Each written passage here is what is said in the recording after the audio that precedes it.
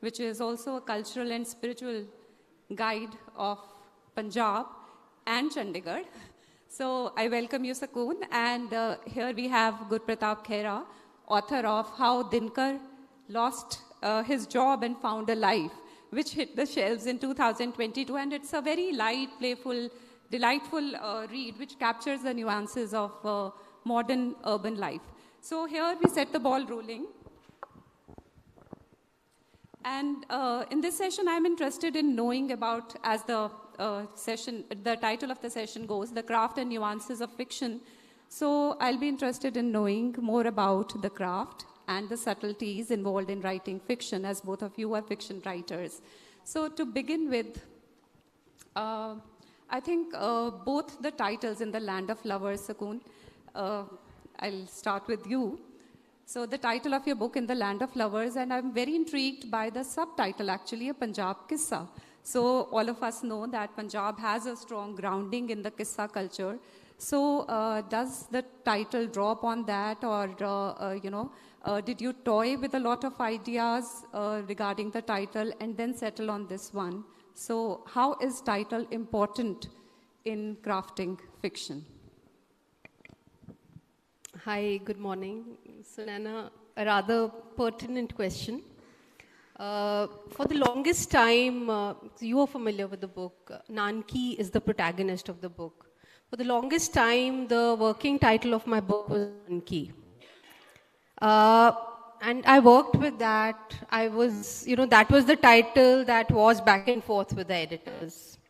But eventually, when we were firming things up, the suggestion came from my editor, that it could be misconstrued because Nanki, is strongly connected to Guru Nanak, and that is a connection that I make in the book also.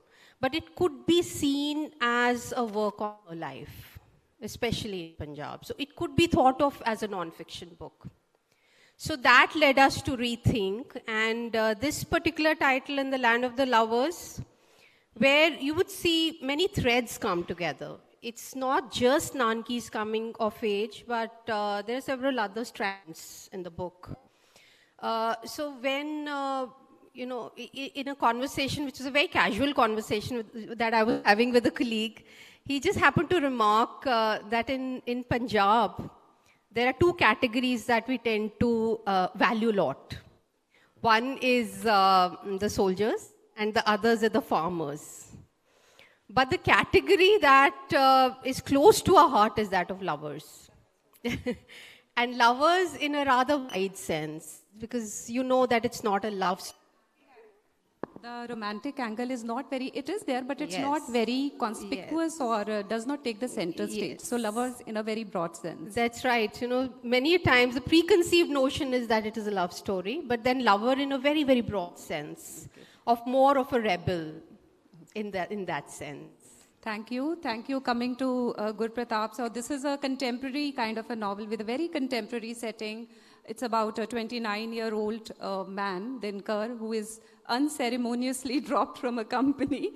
And the first sentence itself is quite hilarious. So layoffs, the subject that has resonated with many of us during the pandemic. So that is the starting point of the novel.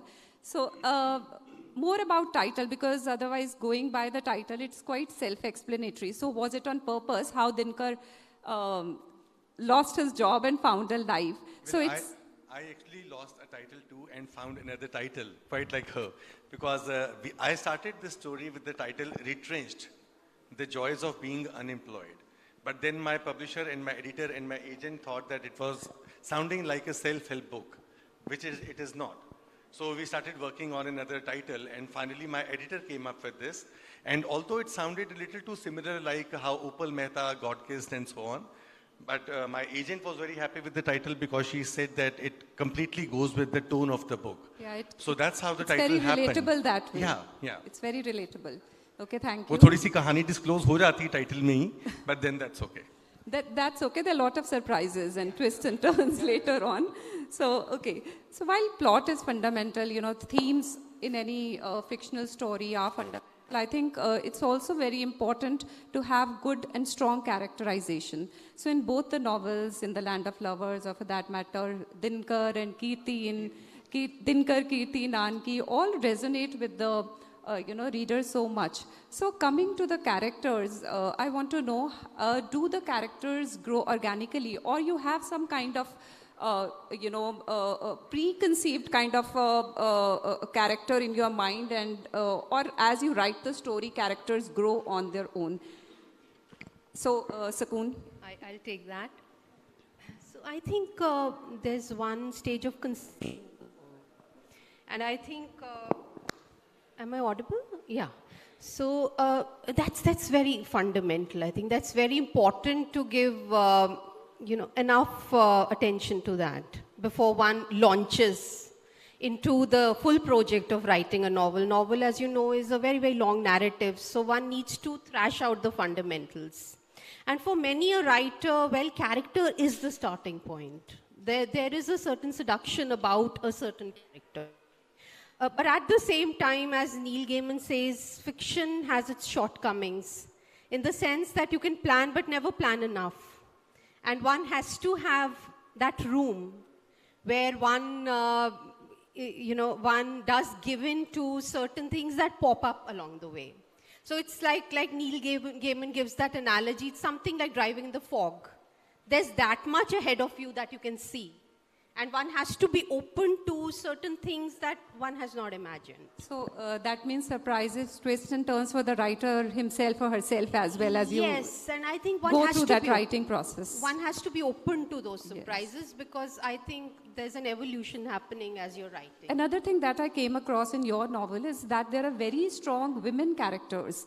Whether it's Nanki, around whom the entire novel or the plot, revolves. But there is a partition story as the starting point in the novel. So there are characters like Biji and Maji. And they are very, very strong characters. How Maji, during the partition times, there's a crossover from the other side of the Pakistan, Punjab to this side of Punjab, and how she rides a tonga all by herself. So much of grit, conviction, and strength in all the female characters. So was it also something that was on purpose? You wanted to portray women as more resilient? So I think this is something that has been pointed out by the critics and for the readings of the book. Not that I was consciously working on a women's history or her story, as they say. But in hindsight, maybe, one is fashioned in a certain way as a woman. And as you know, since you've read the book and engaged with the book well, so much of it came from the stories that I'd heard in the family. So perhaps, the female storyteller somewhere was the influence.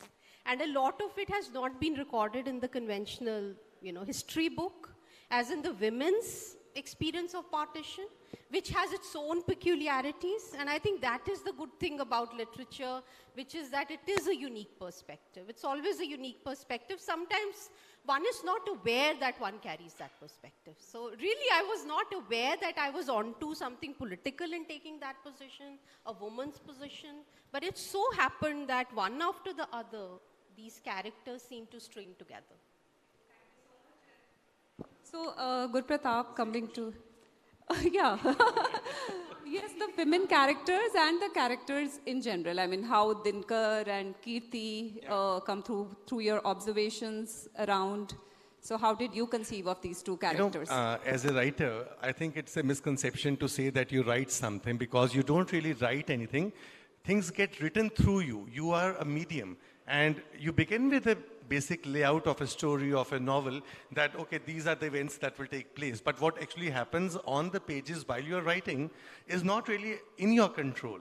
When I started working on this book, I had a very clear idea that it is not going to be a love story.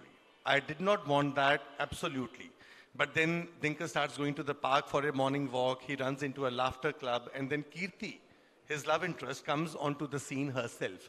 I was not aware myself that Kirti is going to be in the picture anywhere in the novel. But as I was writing, this girl introduced herself, and then she became the lead character. And she's a very, very strong character. So that's how I think it's a surprising journey for a writer also. You discover that there are things inside you that come only across on paper. And they're not even in your mind. There are many young aspiring writers in the audience, so I'm sure they're taking tips from Gurpratap and Sakoon.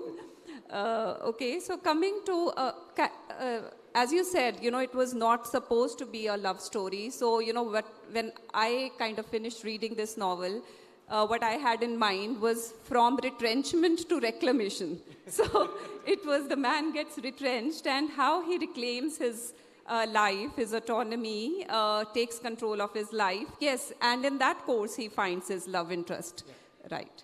So, okay, again, coming to something which I found common in both the books, and that was the element of satire.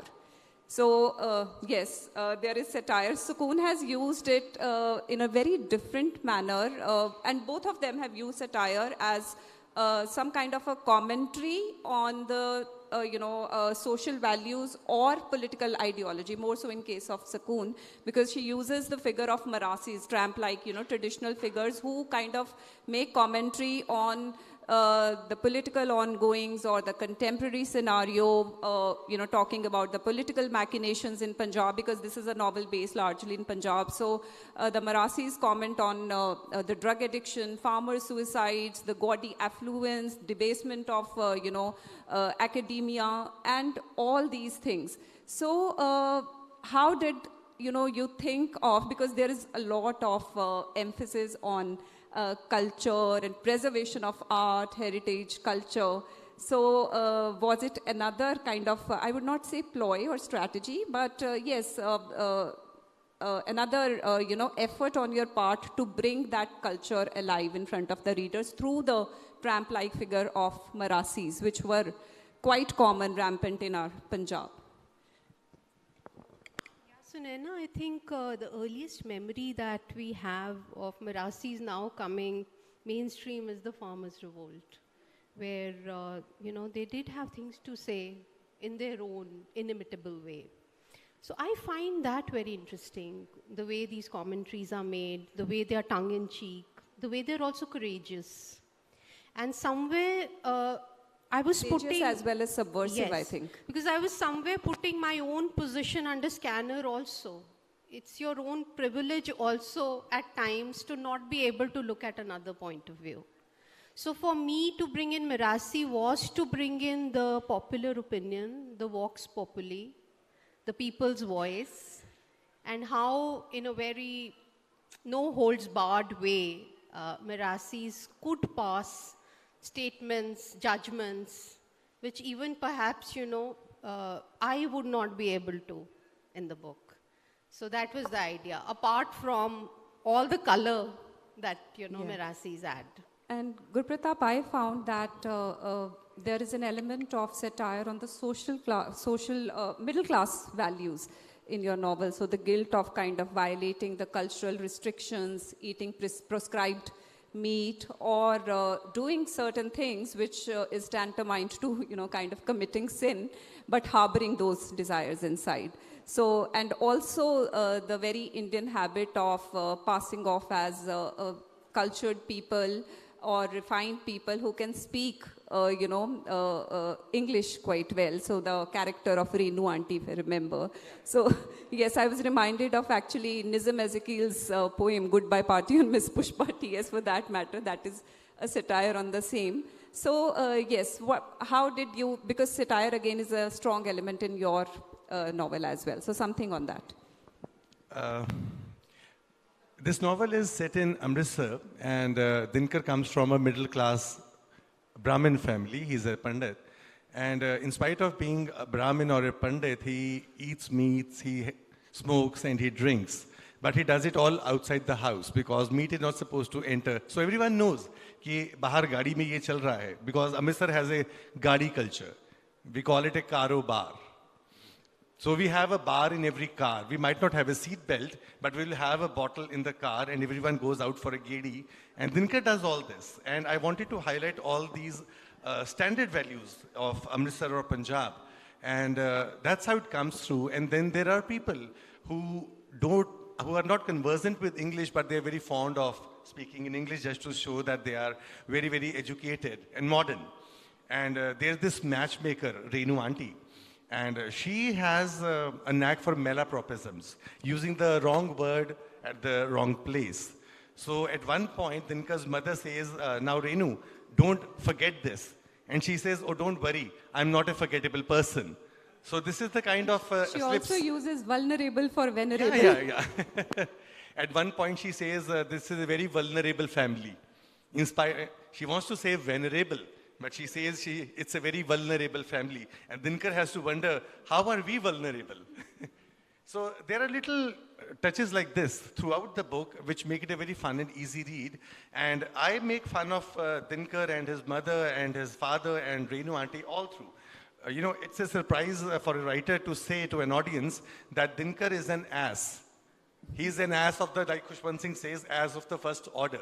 So he is the first one who I make fun of because he is an ass. Okay, thank you. And another thing that I found, there is a mention of a strong element of, a strong mention of music at quite many places, especially R.D. Burman. So R.D. Burman, and one interesting thing that, Dinkar goes to, a prospective bride actually comes to their place, and they have a very funny conversation where he mentions R.D. Burman, and she thinks probably he's referring to some love interest in her life because she does not know who R.D. Burman is. So I want to know a little bit more about how there is, how music has kind of, and music also binds, Dinkar and Kirti. So I have always been a huge fan of Gulzar Saab and R.D. Burman. Or whenever I'm speaking at some event, I make it a point to talk about Gulzar Saab and R.D. Burman. And in this book, since the love story was not in the awning, so I had to introduce music. Somewhere when Dinkar is alone in his flat and he's listening to music to while the time. But then when he meets Kirti, so the icebreaker becomes music because it's a very, very common icebreaker. What you read and what places you like, what your hobbies are and what music you like. So I had this wonderful opportunity to introduce R.D. Burman's music as an icebreaker between Dinkar and Kirti. And they both like R.D. Burman.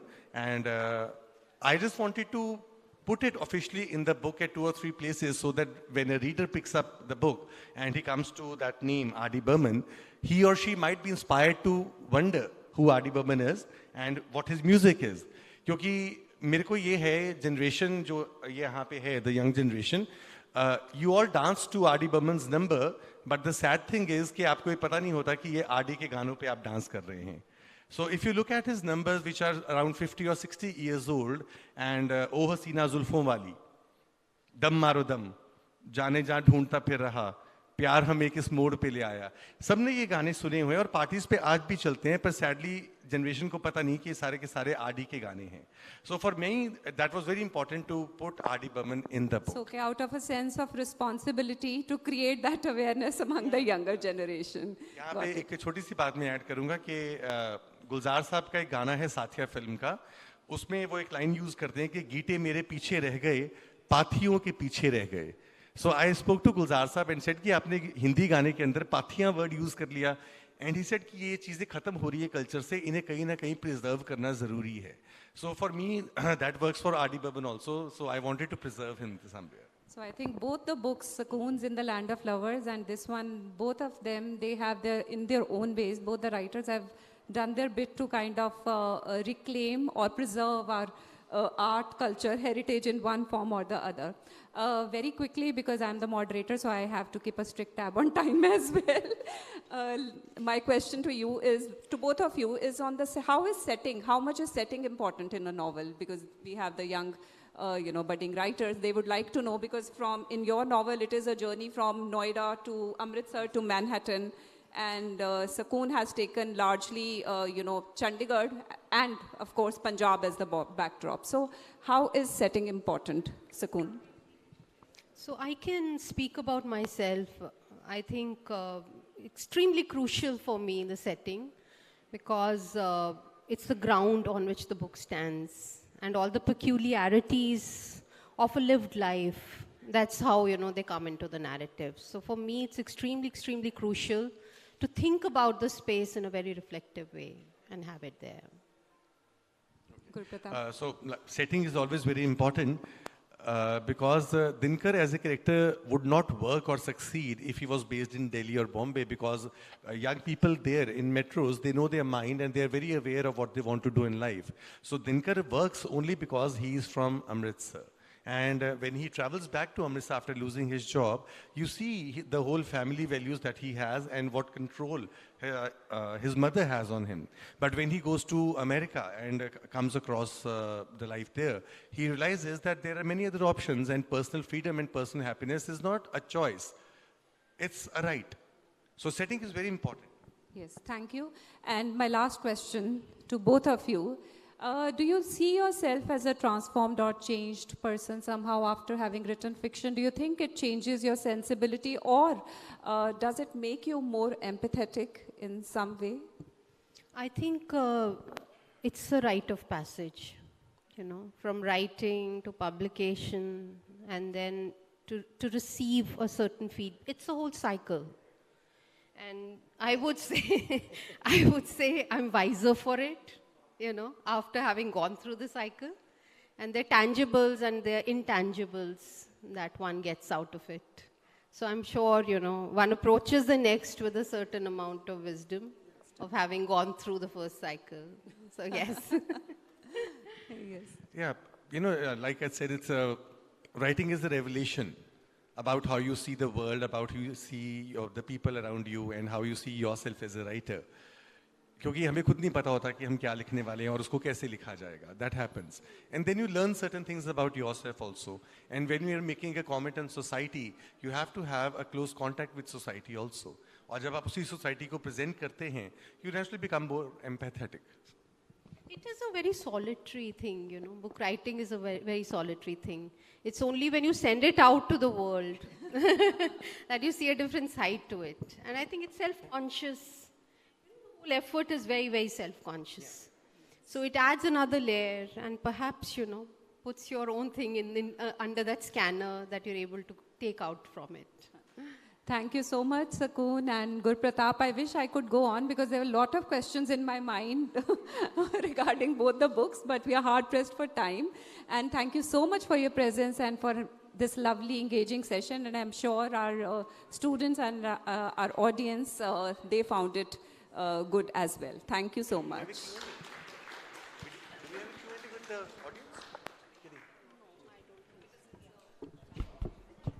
Thank you so much for the wonderful conversation, Dr. Gurpartap Khairah, Ms. Sakoon Singh, and Dr. Sunaina Jain. Give them a big hand.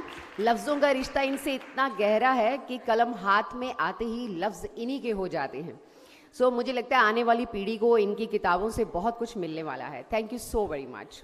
So we are moving to our next session, that is genres of writing from sports to politics. खेलों से राजनीति, अजीब सा मुरक्कम, अजीब सा मिश्रण. So our next